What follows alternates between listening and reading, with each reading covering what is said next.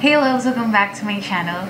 For today's video, I'm going to create a look that was inspired by a lipstick that I discovered from Maybelline, which I will show you later. So this look is basically on the nude and chilly side with some red and orange undertones. I'm not really sure how this look would turn out, but I'm testing out few items that I got recently. Well, if you're new to my channel, please do not forget to hit the subscribe and bell button to be notified of my future videos. So if you want to see how I create this nude chilly look, just keep on watching. Again, so before you start your face makeup, make sure that you moisturize your face with any facial moisturizer that you use. In my case, I use the Celatec facial moisturizer. So for my foundation, I'm going to use this Maybelline Fit Me Shine Free Balance Foundation Stick.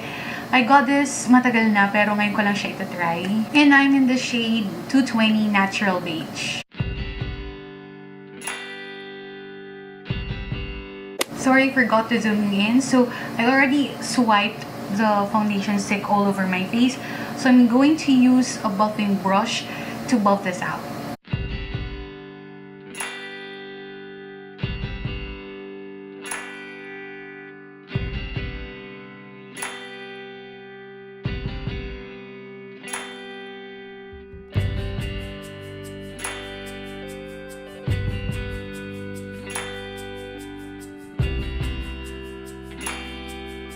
Next is I'm going to apply a concealer. I'm going to use my Maybelline Age Rewind concealer in the shade Light Pale.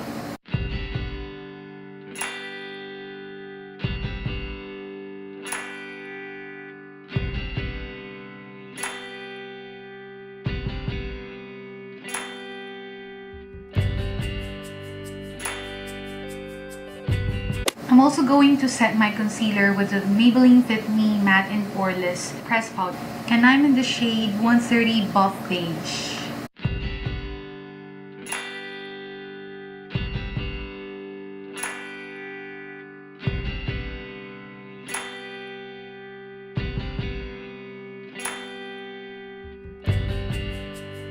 For my brows, I'm going to use the Intuit Waterproof Eyebrow Color. You know that I love this.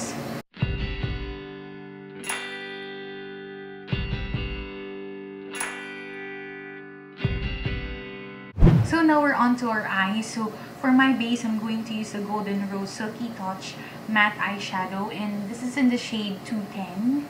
So this is like a brown eyeshadow.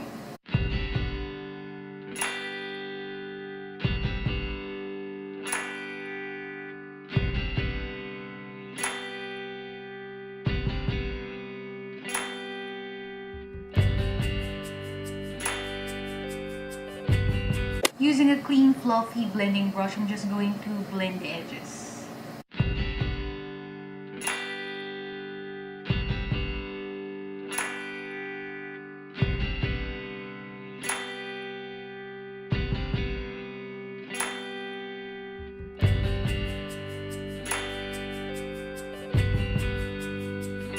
Then I'm going to top that with the Nichido eyeshadow in the shade Sugar Berry.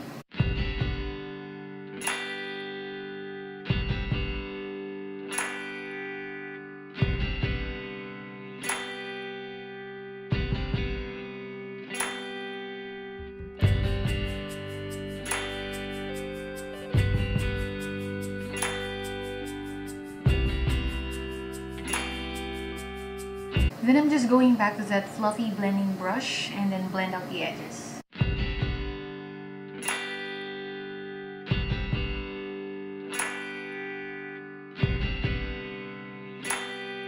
For my lower lash line, I'm going to take those two colors again, the 210 for Golden Rose and the Sugar Berry for Nichido.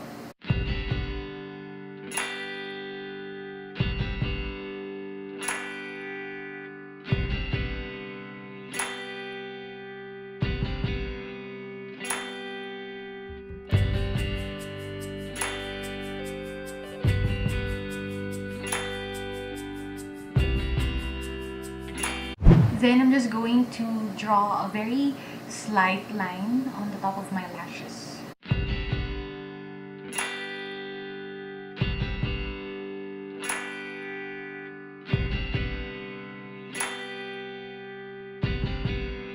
For mascara, I'm going to use the Maybelline Hypercurl mascara.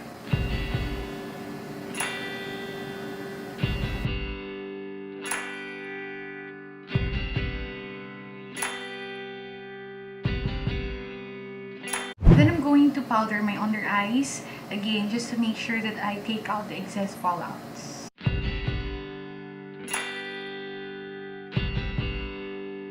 Now for my contour, I'm going to use the BLK Contour Blush and Highlight Palette.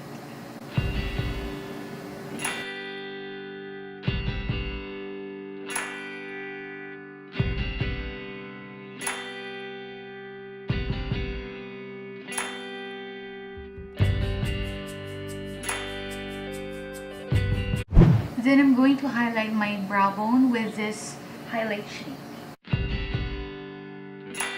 Also my inner corners.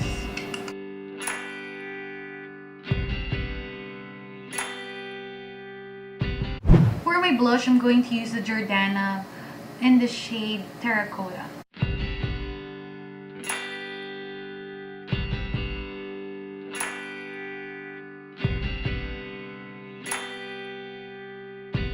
For my highlight, I'm going to use the Essence Pure Nude Highlighter in the shade Be My Highlight.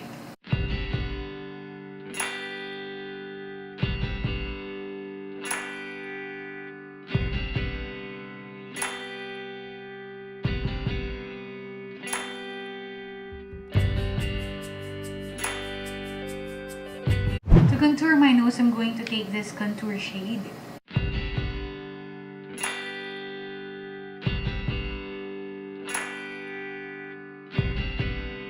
Now for her lips, I'm going to take this Maybelline Creamy Matte in the shade Chili Nude. And this is where my look for today was inspired from. And this is a very good nude, chili, red, orangey lipstick.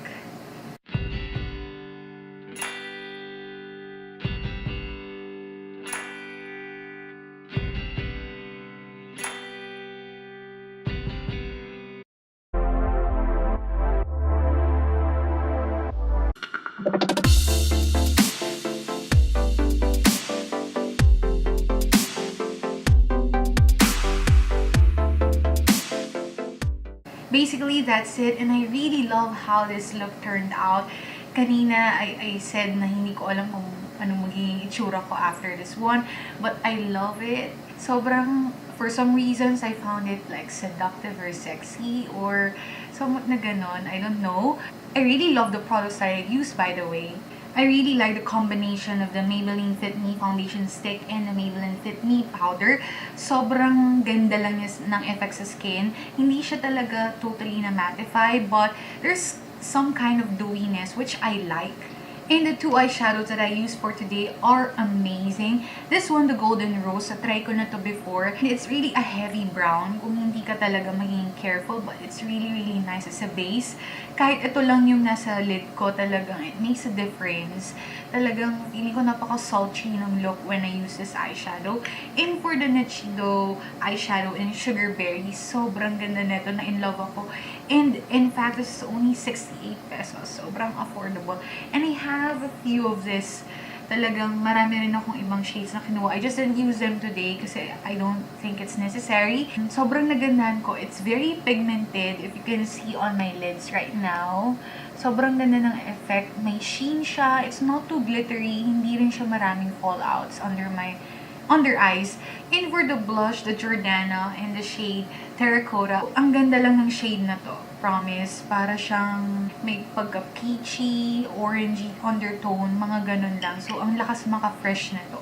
And I have to speak for the highlighter, the Essence Pure Nude Highlighter. I know this is overrated. Many YouTubers are talking about this highlight. And napakaganda naman talaga. If you could see on my cheeks, ayan, talaga yung some parts of my face, nakita nyo naman kung saan ko nilagay yung highlighter. Talaga, it gives you a healthy shine, a healthy glow, na it's not too blinding or not too striking. Parang pwede lang siyang for everyday highlight. Ang ganda niya. Sobrang ganda niya. And of course, the star of this show, which is the Maybelline Chili Nude and Creamy Matte. Sobrang ganda nito. You can see on my lips, I fell in love. Talagang, sabi ko, ito yung shade na hinahanap ko talaga. I'm a person na not too on the red lipstick side or not onto the orange lipstick side. So, in between lang. So, I think this is the perfect shade. Kung gusto nyo in between the red and the orange, ito yon. Ito talaga yung bilhin nyo. So, yeah, basically, that completes the video. I hope you enjoyed watching this makeup tutorial. And please, before you leave, do not forget to like, comment, and subscribe. Thank you, loves, for watching. I'll talk to you soon. Love, Wendy XA.